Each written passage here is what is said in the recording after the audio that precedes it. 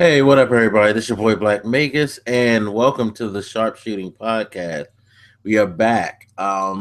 Pete, say what's up to the people. Hey, what's going on, guys? Glad to be back and live, basically directly after a pay-per-view. It's literally just finished seconds ago. Yeah, I think this is the quickest that we've ever went live, to be quite honest. But yeah, we just finished watching Hell in the Cell, which I guess we could say was an interesting pay-per-view. Pretty interesting. Now, did you catch any of the pre-show stuff? No, not really. I mean, when I turned on the pay-per-view after the Team Green podcast, I just caught the end of the six-man tag, but other than that, I wasn't really paying attention. Okay. Well, I actually was able to catch a good bit of the 6-man tag team, and I have to say, like, that was probably one of the better matches tonight, which I guess kind of says something to me that the pre-show match was like really, really good. Like Cesaro did his thing. Antonio Cesaro, that dude, he is definitely building himself into the star that he hasn't had the chance to be before. Did you see any of what he did during that match? I saw the end when he did the Cesaro swing, and a bit That in was between. I'll probably go back and watch it. Yeah. He was just all over the place. He was just like full of energy, just like taking out everybody on that team. And that swing was incredible because I've seen him do the 10, but I've never seen him do 20. Even the crowd was kind of shocked because they got the 10. And he just kept going. They were like, "Oh," so they started counting back over again. Cesaro did his thing. Neville looked good too. I thought it was a really good match for the newer people to actually get, um, you know, to get a little bit of the spotlight, especially with Cesaro and Neville. It was a cool match. I actually liked that match. I thought it was a good way to kick things off. Usually it's a super garbage match that they put in the kickoff, but not this time. Yeah. Like most pay-per-views, I have to be completely honest with you guys. I go straight to the actual pay-per-view. I don't really dwell in the pre-shows just because of how bad pre-shows have been in the past. That match could have been a good one. Like I said, I'll probably go back and check it out now that you're telling me that it was good. Yeah, it was cool. I like, at least I liked it a lot. I don't know about you people out there, but I mean, I guess that's because I've always been a big fan of Cesaro anyway. Always have liked his work, so I'm hoping that he somehow gets a better, bigger push. Same thing with Neville. They need to give those guys better runs. Although I guess they're kind of looking like they're in a run-in to go against the Ascension and Stardust. Another thing I suspect too is that somehow they're gonna get like the Lucha Dragons, and I don't know who would be the third for them to bring out. But I'm I'm not even thinking sure they how might you be give some. this. Who? Oh no, I was saying I'm not even sure if I can think of someone that could Maybe feud. Alberto Del Rio, maybe? I don't know. I have a feeling like they're trying to set something up for Survival Series with them. I just really Yeah. have that feeling. That's what Well, they're we'll see. doing. Yeah, we'll definitely see what happens that way. But we'll move into the main show. Was there anything else in the pre-show? Or was it But just that was one a match? favorite. I mean, unless you want me to comment on some of the things that Booker T said. I know how much you love All Booker right, T. we're just gonna shoot straight into the main show. And guys, this pay-per-view was actually, first thing that was surprising about it was John Cena kicked off a pay-per-view. I can't remember the last time I've seen John Cena start a pay-per-view. That was a bit weird. It was weird because you're usually used to seeing him in the middle, no matter what he's doing, whether he has a title or not. If he's not the main event, he's somewhere in the last like 3-4 matches. So with that all said, John Cena comes out, open challenge at a pay-per-view. I was very surprised by that. Like, I knew something was a bit different, being that he's doing the open challenge at a pay-per-view.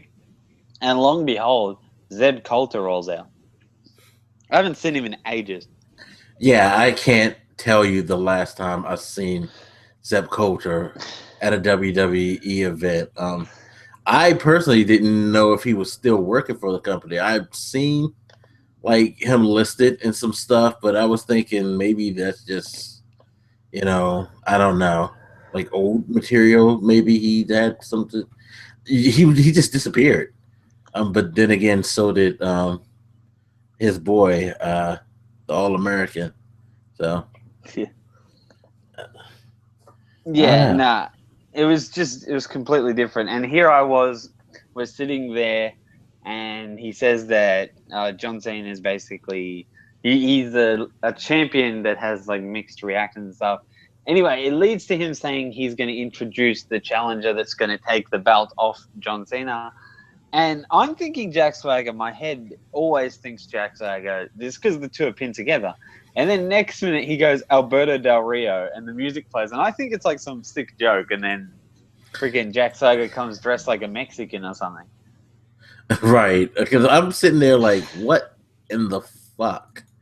Like, I really, really had no idea that they were going to pull that off. I hadn't even heard anything. I mean, maybe I need to start paying more attention to the rumor sheets, but I don't recall hearing anything about Del Rio signing back with them. I remember he had problems with the company, and exactly actually got fired because he went after.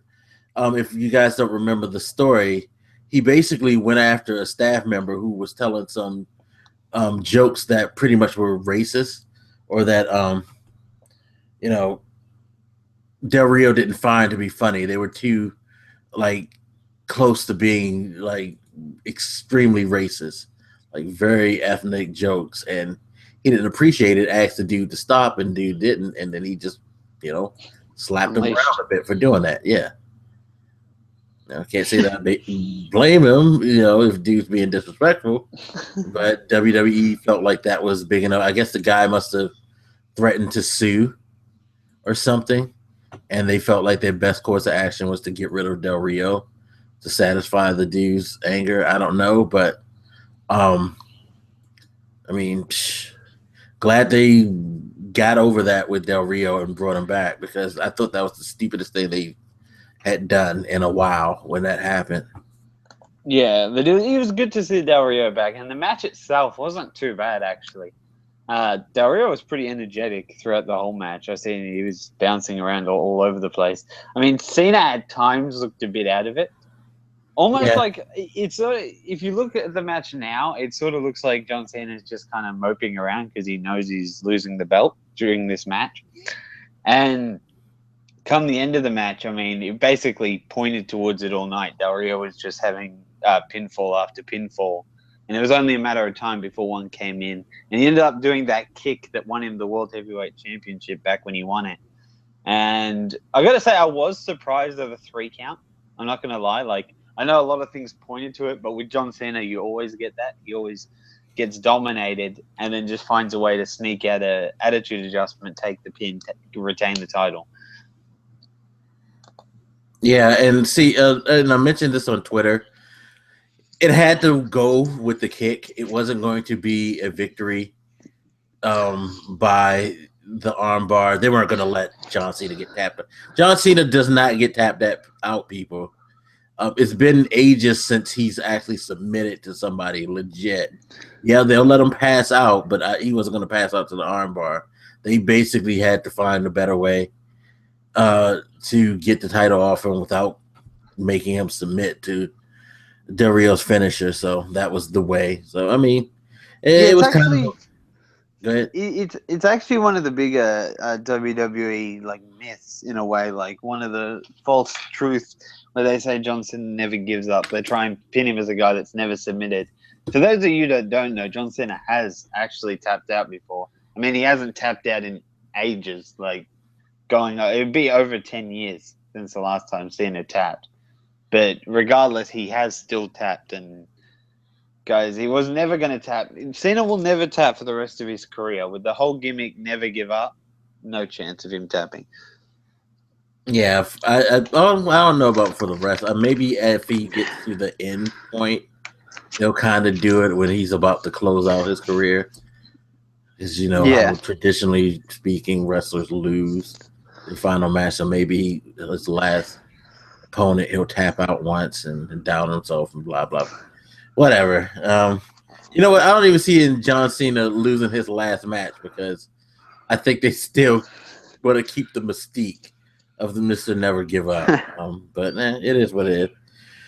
Now Del Rio's U.S. champ, which I wasn't expecting, but I'm happy with Del Rio being U.S. champ, and I guess that's WWE's apology for firing him over some bullshit, some straight bullshit, for real. I think it's a bit of a pleasant surprise to have a new champ, and we'll see where it takes us from here.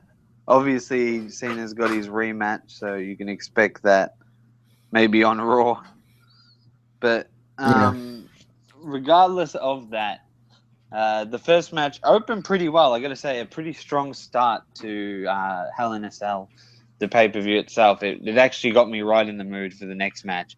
And then the next match was, I honestly say this was my match of the night, and that was the Roman Reigns versus Bray Wyatt Hell in a Cell. This match was incredible, honestly. Like, at least in my opinion, just everything about it for me was just crazy good. I was very surprised at how well this match went. To be quite honest, I mean, Roman Reigns has been improving steadily. If anybody who can't admit that, you just don't like Roman Reigns. That's all. You just really hate him, and you don't want to give him any credit. But he's steadily improved. He's become better overall, not just in the ring, but he's getting better on the mic too. So yeah, that promo work they did for this match was good. But I mean, any promo with Bray Wyatt at the moment is fire. Well, yeah, but I mean, we all remember the Roman Reigns from the beginning, who it didn't matter how strong the person with him was on the mic, he was just god awful. But now he can at least carry, he can carry his weight in the whole situation, which is cool. And he carried his weight in this match. This match was crazy. He took some crazy spots, braided. That Sister Abigail, his face must hurt like hell. Because that is the most brutal Sister Abigail I've seen since, the most brutal being the one he did on Daniel Bryan at freaking the Royal Rumble. When he did that one against the barricade, I thought he killed Daniel Bryan. But this one was pretty brutal as well, seeing freaking Roman Reigns' head just go straight into the ground. Yeah, he didn't grab him in the proper position. He just drilled his head into the mat, basically. It was brutal. It was brutal, but Reigns sold it well. It was a hell of a thing. It was a hell of a thing. I mean, the whole match was a good back and forth. And yeah, Reigns winning. I think we all expected Reigns to win, but overall, the performance was good enough to where, again, unless you are seriously hating Roman Reigns, you can definitely be satisfied with that match, I think. Yeah. No, I get that. And like I said, overall, this was the match of the night. Some key points, including when they freaking took out the kendo sticks. At the start of the match, when Reigns got the double kendo sticks, I mean, even when Reigns went through a kendo stick and freaking Bray Wyatt got pushed into one, and like when it went in his eye, because you could tell he was like holding his eye, like freaking. I think it smacked him in the eye. That's how brutal that was. And overall, there was the tables, which was insane. I mean, freaking. Reigns went through one with like what it was like a rock bottom looking thing. Yeah, it did. And then you had Bray Wyatt go through one with like a power bomb, and then at the end, freaking Reigns spears Bray Wyatt through one. The match had so many high points, and it was just so energetic. Like their chemistry was just perfect in this match. Yeah, it definitely was. They did a really good job, a really good job of that match. It was a good Hell in a Cell match. Definitely a good Hell in a Cell match. But I wonder, where are we going with Reigns now? Like, what's Reigns' direction? I mean, we know where Wyatt is going. We'll talk about that later. But where is Reigns going now?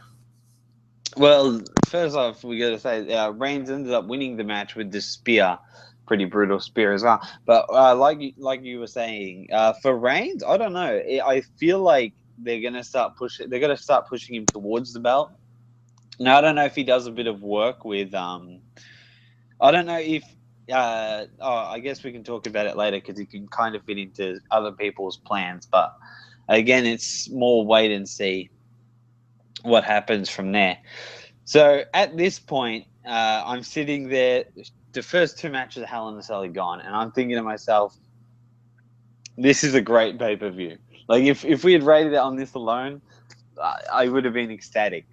So the matches roll on, and you have the tag team championship match, the New Day versus the Dudley Boys, and I saw a little not post match, was it? It was an interview with the Dudley Boys earlier in the night, and they were saying they're going to become the 10-time tag team champions and all this. Yeah, that was during the pre-show. Yeah, it's funny when they got asked their favorite memory, and they're like saying current things. You'd think they would have mentioned something from way back when, like winning their first tag team championships or something. But regardless, they're like trying. first TLC. Yeah, regardless, I was trying to hype it up. And the New Day come out first, and of course they're without Xavier Woods, which I think took away from the match in a way. At least it took away from the New Day. It was very quiet. It was a very quiet match. I'm used to Xavier Woods sitting on the outside, yelling his head off, just talking tons of shit. Just sitting there saying stupid stuff like, Biggie has the market on chest meat and stuff like that. It's kind of quiet without Xavier Woods. Yeah, definitely that was the case, and the match itself wasn't too bad. I mean, it wasn't the greatest match, but it was far from the worst. And yeah, you had Kofi. Kofi was a bit annoying throughout the match, and the Dudleys, though they worked well. I mean, there was a moment, probably my high moment in the match was where so they've taken Xavier Woods' trumpet to the ring, and then they made it look like Kofi got hit with the freaking trumpet, and then he's on the ground, and the ref's like in between. He doesn't know whether to ring the bell or continue to let them fight. It's like, listen to the crowd. Yeah, I was dying at that bit. Yeah, it was pretty. It was funny. It was funny because he was really selling it, and then all of a sudden, once the ref was like, "I didn't see it," he got really healthy, really quick. He was like, "No, he hit me." He was like seriously selling that, and all of a sudden, once he didn't get his way, he was fine. He was fine. I will say this: one of the best moments of the match, though, was when they were about to do the get the table thing, and Kofi comes out of fucking nowhere with a missile dropkick on both of them. I'm like, where did he come from? And he was up. He got huge air on that. It was ridiculous. But with many great positives, there must come a negative, and the negative was clear as day when they botched that move. That was hideously botched. Like, it looked like what happened was, I think Devon was meant to run to the ropes and then come back, and while Bubba was holding Kofi, that he was going to slam on him, but he like got halfway, realized he wasn't going to make it in time, turned around and ran back, hit him with like an elbow. It ended up retarded because Bubba didn't drop him, and then he tried to hit him again on the way down. It was an awkward as shit move. Like, anyone who watched that match, you saw that, and it was just very, very uncomfortable. I mean, even JBL at one point went off script and said, "There's nothing you can say about that other than that's ugly." Yeah, but I mean, overall, it was a cool match. I was surprised that the Dudley Boys didn't go over, but thinking they're saving that moment for something bigger. Yeah, I was actually surprised myself. I really thought this would be the time the Dudleys pick up the tag team titles, but in the end, you had the New Day win, and Kofi hits the Trouble in Paradise. That's after Big E smacked Bubba with the trumpet, the broken trumpet at that point. Yeah. And can I just say, someone needs to tell freaking Big E, I tweeted this, someone needs to tell Big E to stop doing that dance, because that stuff is haunting my dreams. Just like, he looks like a cheap fucking swollen up stripper. Oh my god, when he does, I mean, it's the funniest thing in the world. But yeah, you're right. It is kind of disturbing. It's kind of disturbing because he gets really into it, and the look on his face is like, oh my god. Oh my god, Biggie. But again, as I said, like the last few times, I'm also glad that he's doing stuff like that because they're really letting him, Kofi, and Xavier Woods express their personalities and show people how good they are in the ring and on the mic. They're a hell of a team. They work extremely well together, and it's going to be a sad day when they finally split those dudes up, for real. I really think I'm going to miss the New Day when they're finally split up because they're phenomenal. They're just ridiculously good together. Yeah, but now we move on to where the tag team champions go from here, who they verse, which should be interesting to find out who's next, or if they just stick with the Dudleys for another pay-per-view. I think they might, just because Big E hit him with the trumpet, and they'll be like, "Oh, we need another match." But we'll have to wait and see with that. And with that said, we can move on to the next match. See, we're going in order, and it slowly gets from like really good to like worse pretty quickly. So you had your Divas Championship match, Charlotte versus Nikki. Now, Nikki, the previous champion and the longest reigning Divas champion in WWE history. I have to say that promo is so awesome. Every time I see it, for the Divas thing, where it has the days. I love when they do the days timing up. I remember CM Punk when he had his, where it's like 320, 400. That shit just gets me so amped when you realize they've had the belt for that long. And it was the same with Nikki. Like, I got more into Nikki as a diva and a wrestler when her days started piling up and she was heading towards something. Yeah, I still really hate the whole I started this revolution Divas thing. Yeah, I hate that they're giving her that like distinction. Every time I see that, it's just like, you really weren't that good of a champion. they built her up to be such a great Divas champion, but it's like you may have defended that title 5 or 6 times legitimately in your reign. Especially near the end, pretty much they stretched the hell out of that whole thing by having her in tag team matches and creating the Divas Revolution thing even helped further mask that horrible run because they had the 3-man tag team matches now and the group things and the non-title defenses, and it was just like I'm sorry, but that run is the fact that she beat out someone like AJ Lee who had a great run as a fighting champion still pisses me off, and it's probably going to always piss me off to know that she holds that record, and not just holds it, but holds it, by a few days at that.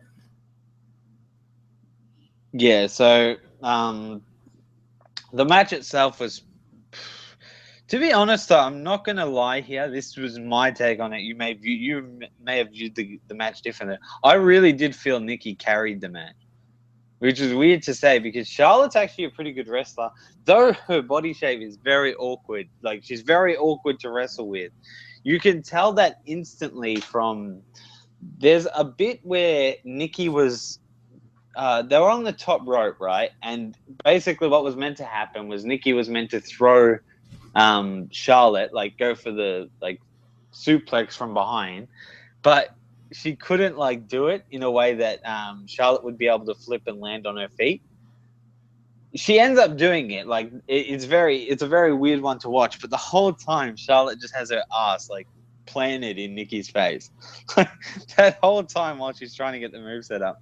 But Nikki was actually really good in this match. I thought that it actually made me feel for a second that Nikki was going to win. I kind of felt short done by when Charlotte hit the figure 8 and then made her submit and retain the title. Honestly, I think they just they needed to build Nikki. I said that on Twitter. Felt like they're really building Nikki because I think they pay enough attention. At least I know Hunter pays enough attention to know that there are probably more people like me who don't think her run was legit, who are still kind of questioning her as a legit wrestler. And I feel like now they're really working on making her be a legit wrestler in a lot of people's eyes. And this was a good match to show that she could be a legit, because I'm as much as I don't like Nikki Bella, I would be wrong to not acknowledge the fact that she did a good job. She had a good match. It was a really good match. She definitely carried the majority of the action. It was a good match for her. Yeah. But Charlotte was is the Divas champion. She's retained. Where to for both of them? Charlotte really anyway now. We don't know who's going to come next. As for Nikki, it's kind of back to the drawing board in a way. I don't know if they'll make her... Because remember, when she won the Divas Championship and went on that long reign, I'm pretty sure she won it at Survivor Series. So that might lead to another... Yeah, maybe not. I hope not. I really hope not. I feel like now they need to remove her from the championship picture. Go with the Paige, Charlotte thing. The thing that bothered me with that, okay, so you had Paige do a whole pipe bomb and a whole spiel, and then straight after this match with Charlotte wins the belt, Paige is there. You can't tease separation and then have them get back together and just keep doing it. Yeah, I was honestly expecting Paige to just go after both of them. Yeah, that's what I thought. I thought Charlotte would be celebrating, and then Becky Lynch would be standing there, and Paige would hit her from behind, and then Charlotte would turn around, and then she'd start unloading on her too. Yeah, I definitely was expecting Paige to do like a dick move, and she disappointed me by not doing a dick move. Uh, maybe That's tomorrow on Raw she will. Uh, yeah. It's really just a waiting game now. We just gotta wait and see what happens. But pretty much that's all you can really extract from the Divas match itself. To be perfectly honest, I mean, again, it's another waiting game to see who's the next champion in line. The next diva to fight for the championship. yeah, I mean, they could just have a lot of competition. I mean, let her That's defend what the we belt want. on SmackDown and Raw and stuff like that. I mean, We want the whole Divas division to be gone for the belt, but now that they've separated it in groups, it's like Nick. If Team Bella get a shot, it's always going to be Nikki.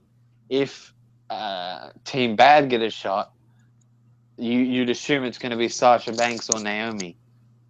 Like it's not as unpredictable as say like, hey, one night you could have Becky Lynch do something, or like, oh look, next week you've got Sasha Banks ready for a title fight. Like the Davis division, it sort of feels like, and it's disappointing to say, there's no background build in the Divas division. Like it's literally just the championship. So you're just a diva, you go for the championship, back down, you wait your turn, go for the championship. It's like that. It's just like chess yeah, pieces. They don't build number one contenders or anything.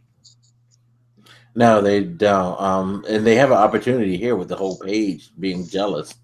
Like they could have Paige be a huge heel that's just like terrorizing the Divas roster, but I don't know. It's like they're scared to pull the trigger on it. But Yeah, I really think they are. the Divas division, every single for the hardcore sharpshooting podcast fans, you would know that we always the Divas division always works us up from the start, actually, pretty much. But Yeah, I hope they take the next step with this and they start looking to bigger and better things because there's only so many times I can watch Charlotte versus freaking Nikki Bella. Like I yeah, don't care I how. don't want to see that again. Nikki's had her couple of shots. Go, Nikki, go do the workout show with John Cena, please. But Like, we'll move on and we'll go to Kane. Well, the Demon Kane versus Seth Rollins, and this was probably it was for the WWE World Heavyweight Championship. I forgot that. I think that was a little thing I forgot simply because there was a match after this. right, and you kind of also, let's be honest, we probably didn't really take it's serious that Kane No, there was was going for the title. yeah, there was no chance I was taking Kane seriously. I knew 100% Seth Rollins would not lose this match. Like it was way too predictable. I mean, as fun as it was for a little bit, I don't know. I couldn't take it seriously, and the match itself again, it wasn't too bad. I mean, it wasn't great. I gotta admit, with this match, I was kind of in and out. I was on Twitter, on my phone, and stuff throughout. But the from what I decided to watch, it was good. And then the ending was a bit awkward. Again, another botch appeared in this match. You had freaking Seth Rollins go to do a power bomb through the Spanish announce table, and he like lightly tapped. It's like he placed Kane on the table instead of throwing him through it. Yeah, I don't think he had his like weight. He didn't. He wasn't able to handle the weight. That's the best I could think of it because he gets a running start with it, and he had no running start. I guess so. It was awkward for him. Maybe I Yeah, don't no, know. there had to be something like that. And there were a few key moments in this match. I will admit, like I've seen Seth Rollins in the 5-star frog splash, which I was a bit surprised by, to be honest. Like I've seen him do it a few times previous as well. I don't know if that's a movie's trying to like make his own in a way, but the crowd was sure loving the Eddie Guerrero thing. Like obviously being Eddie Guerrero's finisher back in the day, but I thought that was cool seeing him do that. I got to admit, his pedigree at the end to win the match was disgusting. It was it's just so weird. They have no He chemistry. doesn't need to do the pedigree for one. I really think that they need to let him come up with like a new move. Like I don't know why he's doing the pedigree. It's just stupid. I know he can't do the curb stop anymore. I get it. He needs to find a new goddamn finishing move. It's lame. It's extra lame of him to finish with the pedigree to me. Especially being the type of wrestler that he is, as athletic as he is, as good as he doesn't need to be using you know, the same move that Triple H used. He could come up with something. He's too good. Find Yeah, something else. he needs his own. I mean, the curb stomp was perfect, but I guess they had a problem with it. But Yeah, the whole the concussions. the pedigree for me, it just doesn't fit him. It does not look like a Seth Rollins move, and I don't know what they're going to do with him. But again, this match was very hard to take seriously, so there's not much I can really comment on it without kind of sidetracking, because again, it's kind of like a time killer as we head towards the Royal Rumble and stuff, where Seth Rollins matches will be a lot more important, because it's safe to say he will not lose the belt between here and probably Royal Rumble and WrestleMania. Yeah, it's going to be a minute for him to lose that belt. I would be extremely surprised if he dropped it between now and WrestleMania, to be quite honest. Yeah, so moving from there, we can talk about this match. This is probably going to be the quickest coverage of a match, because honestly, this is one of the worst matches I've seen in quite a while. Like, I said that to you, Mike, while we were talking, but this match was so poor. I couldn't believe it. So you have Ryback versus Kevin Owens for the Intercontinental Championship. Ryback is shocking at the moment. Like, he got the belt from Daniel Bryan. Daniel Bryan finally got a bit of prestige back to that Intercontinental Championship. Ryback shoved that down the toilet. That was gone before it even started. Any build that Daniel Bryan had formed for that belt completely collapsed. He was in shitty matches with The Miz and The Big Show. That's how you know you're struggling as a champion when you're versing them two. So dealt. Kevin Owens wins the belt, and then they have this match. I've seen what Kevin Owens can do. He had incredible matches with John Cena. What was that crap that I just watched? The ending was so uncomfortable to watch. It was actually uncomfortable, because Ryback was like dominating, and then suddenly he just got thrown into the ropes, and the power bomb was so slow. You know, I almost thought that Kevin Owens didn't hit his finisher. That's how slow it was.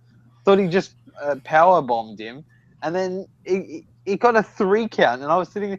That was more uncomfortable to watch, or like more shocking and annoyed result than when freaking The Rock hit the people's elbow on CM Punk and won the belt.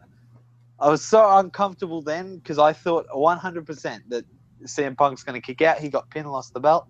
Exact same here. Kevin Owens' move was so slow and it looked like it would not pin anyone. It wouldn't pin Hornswoggle, let alone a big guy like Ryback. And Ryback gets pinned. So I'm going to take a stab at this and say that you didn't like this match. No, not at all. Hornswoggle? Oh my God! He said Hornswoggle couldn't do it. No, Yeah, I can't blame you though. It was not a good Kevin Owens match. We've all seen much better matches with Kevin Owens, and I say it's Ryback's just not a comfortable person to work with. His matches to me have never been that exciting. He just, he's just big. He's strong. he's not. He doesn't flow well with people. I really don't. It reminds me like thinking back to matches like him and CM Punk. I didn't really care for that match. You know. Other big matches that he had. It's just Ryback's just he's all Ryback. power. Yeah, it's just like he's better as a mid card who gets to do a bunch of squash matches with people because he's just awkward. He's just really awkward to me. I don't know. I just don't. Yeah, I just don't know why Ryback gets these opportunities like he does. This is one of the only times I'll ever beg for a feud to end, but please end it. Kill it. This just in the nicest way. This feud needs to end as soon as possible. I want the team the writing team that decided this would be a good idea to just get fired on the spot. That's it. Like run them out because I never really want to need him fired though, Pete. I don't need to watch another match like that. I don't need to sit there and watch another match like that. Luckily, the main event saved this pay-per-view because you know what I said at the start, I was time of my life, I'm having all these great matches. That match, if that had kicked off Hell in a Cell, I probably would have shut down my Xbox. That's it. I would have closed the WWE network and gone. They're lucky they saved that to the end. They saved that to a point where I couldn't turn back. Well, I felt like it was awkward to be there. It shouldn't have been next to main event. It really shouldn't have. How do you get away with putting the WWE Championship match before an Intercontinental Championship match? You know what they should have done? And here it is. This is the honest truth, okay? John Cena kicks off with the US Open Challenge. Then you have your freaking the Ryback Owens match. Have it second. Then follow it up with the Bray Wyatt Roman Reigns. So at least it gets in there. You don't need to have it right at the end before the main event. Regardless, we'll never talk about that match again. This is one and only time. So I'm just going to shoot into the pay-per-view so we can talk about something a bit more exciting. Well, actually, a lot more exciting. Some just a match that's not shit. So the Undertaker... The Undertaker versus Brock Lesnar. There's been a lot of hype about this. Of course, it's Brock Lesnar's end to his going to hell tour, which I think had won all his matches to this point. Who did he fight? He fought Big Show and he won. And then I don't know who else he's fought along the way. I don't know because I didn't really keep up with the whole Road to Hell thing.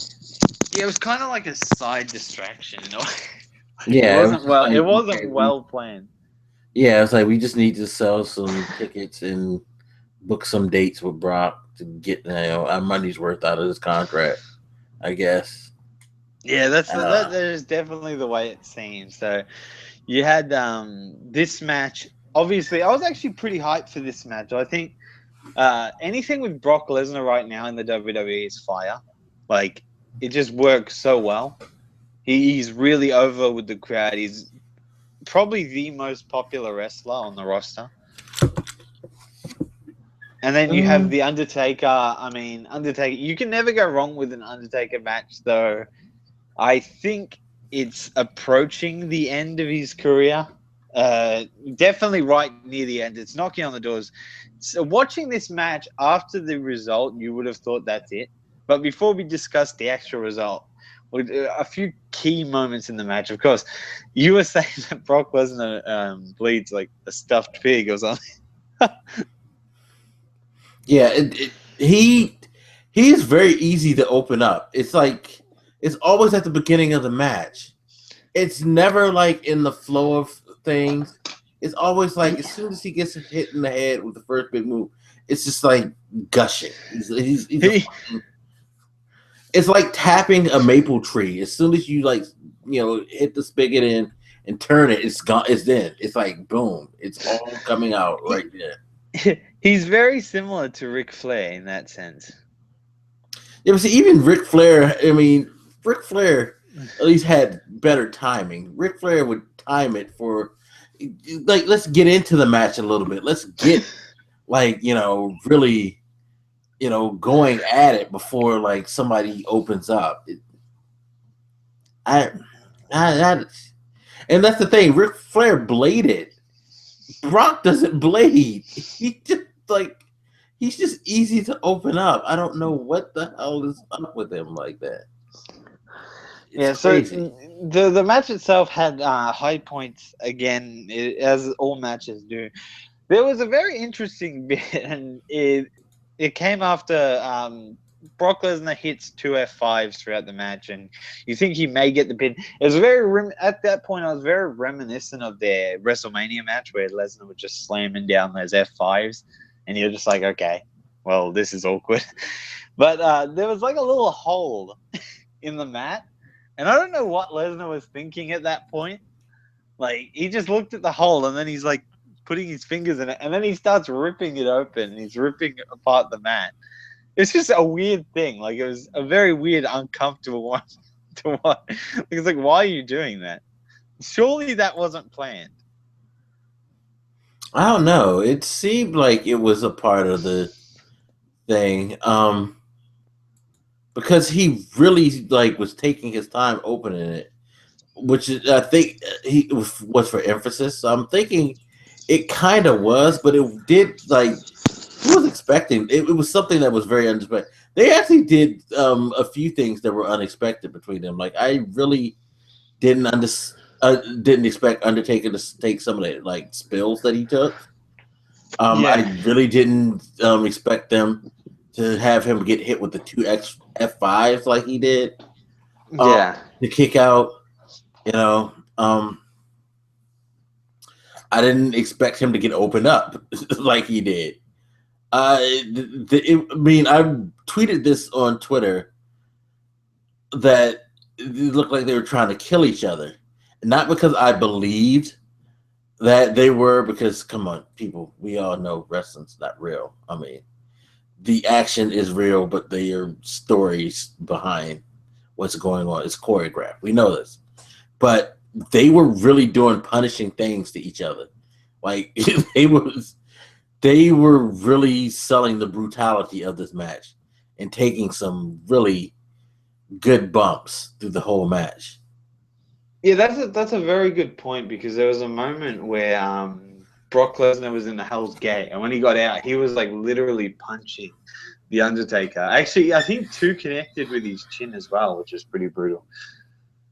You don't want to get punched by Brock Lesnar, trust me. Yeah, no, because that's the thing. Brock, one of the complaints that's been about him is that he doesn't know how to pull his hits a lot. Like the chair hits. Those chair hits were brutal. Those are some fucking brutal chair hits that the Undertaker took. Seriously.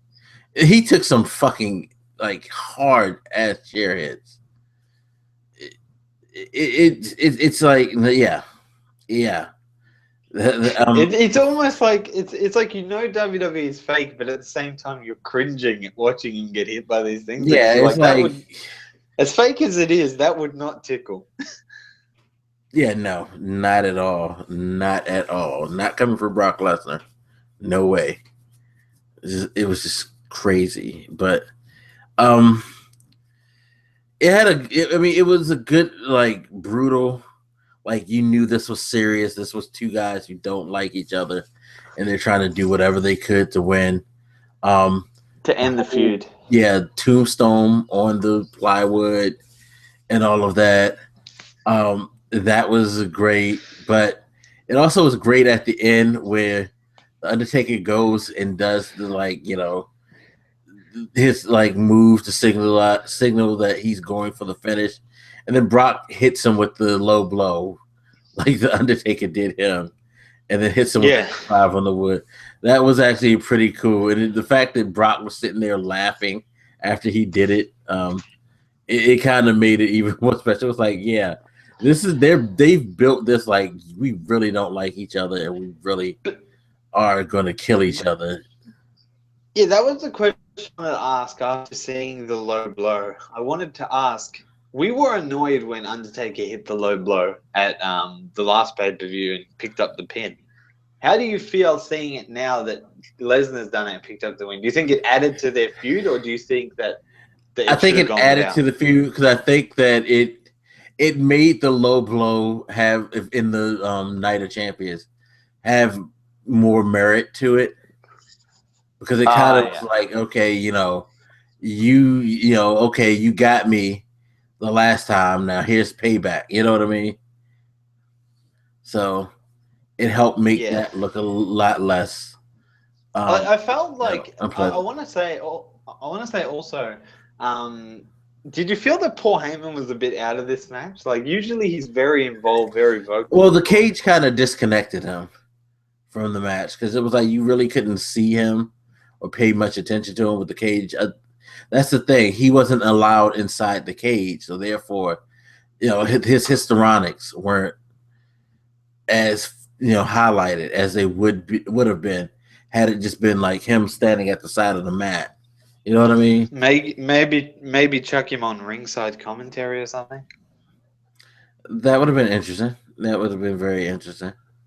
But I'm sure, like, had the camera took the time to really focus on him, he would have been doing this thing. I mean, Paul Heyman, he's gonna do Paul Heyman. So, but yeah, it did seem like he was really missing from this whole engagement.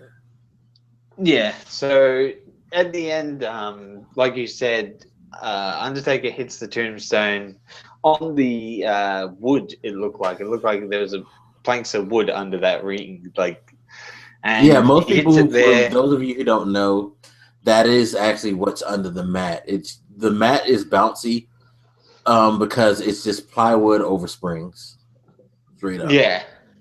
And what you had was Undertaker hit the tombstone on that. Lesnar kicks out. Lesnar hits the low blow on the Undertaker, and then F5, and that's it. That's all she wrote. Undertaker loses. Brock Lesnar wins. An end to a feud. And at that point, that is when I started thinking. Well, we kind of both started thinking that this is the last time you're going to see the Undertaker because he's laying there. It's just all signs are pointing to it. And as he gets up, he slowly gets to his feet. You realize, oh well, we hear the music and it's Bray Wyatt. They have no chill when it comes to Bray Wyatt. Like they just throw him anywhere. He's probably Yeah, he's probably getting he's probably getting changed after his last match, and they're like, "Yeah, dude, you have to go back out there. You're in another feud." It's like what? exactly, exactly. It reminds me of what pay per view was that? And Pete, did your mic? Oh, you muted your mic for a second. Sorry, but Which pay it per view? Sorry. it reminded me of Last Hell in the Cell.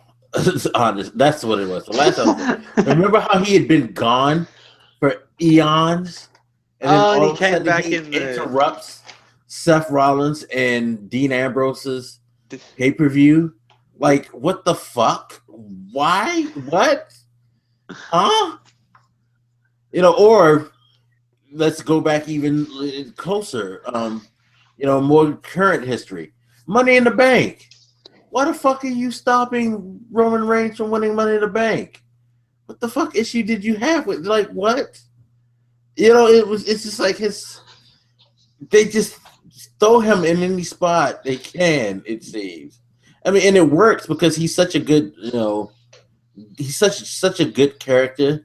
He's very good on the mic and he's really good in the ring. So, he works, but it's just like, okay, we need to figure out a way to close out things because I honestly believe Survival Series, especially after someone I know mentioned to me that was where he first debuted 25 years ago in the WWE. I feel like Survival Series is it for Undertaker. That's his final Hurrah! It's like a fitting hurrah. end. Yeah, it's like, end where you started You know, how perfect is that? You know what I mean? So I feel like, you know, they just like, okay, we need to find a way to hit send off Undertaker. Bray, you want to do it? Sure. All right, let's go. You know, it's See, like the they thing couldn't think of, if they really wanted to do it right, they would have set up this match with Lesnar for Survival Series, but they didn't. So the thing also I want to mention, okay, so Undertaker's laying there, the Wyatts come out. It's very uncomfortable, but it leads me to Summer Survivor Series itself. As everyone knows, you have the big Survivor Series tag match. Is it possible that it's Team Taker versus Team Wyatt? And on Team Taker, you have Roman Reigns and Dean Ambrose. That's where I was trying to tie in what could happen next with Roman Reigns. He goes into that Isn't tag. Survivor Series usually like a 6-on-6 or 5-on-5? Yeah, so you got them three. You got the Wyatts, which are 4. So they would need to find 2 more. You'd assume they'd pick up like Rusev and someone else. And then Team Taker would pick up a few extras themselves.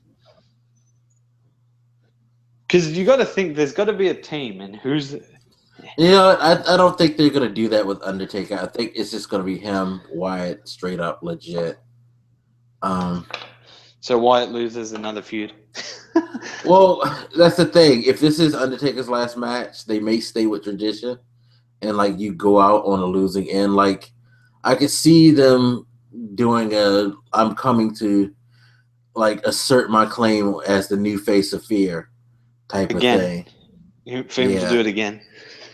Yeah, like I didn't get it the last time, but I'll get it this time, type of thing.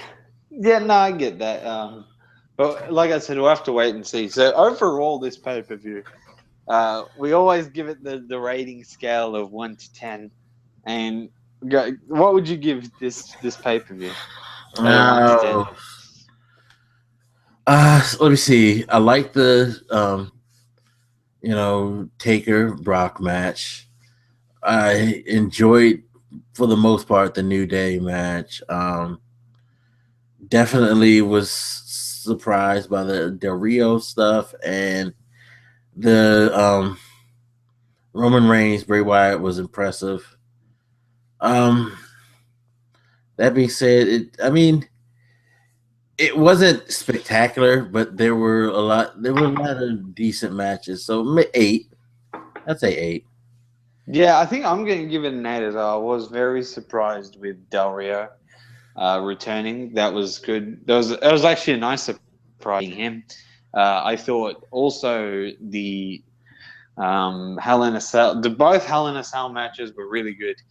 The only thing that really stopped me from, because I could have given it a 9. I could have. I thought that it wasn't that bad. But the only thing that weighs it down for me was just that Kevin Owens versus Ryback match. Like I can't rate a pay-per-view highly if a match like that has snuck into your card somehow. Yeah, the fucking Kevin Owens match. God damn. I was so disappointed. I mean, this proves though that not even Kevin Owens can make Ryback look really good in the match. Like yeah. But yeah, it was a cool pay-per-view. Cool.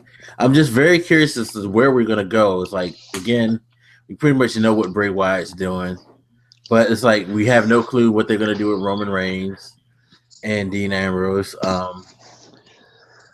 As I say about every pay-per-view, the pay-per-view always ends up leaving more questions than answers, and then you got to watch the Raw after it. Yeah. Definitely. I guess that's usual. Raw was set in motion, whatever.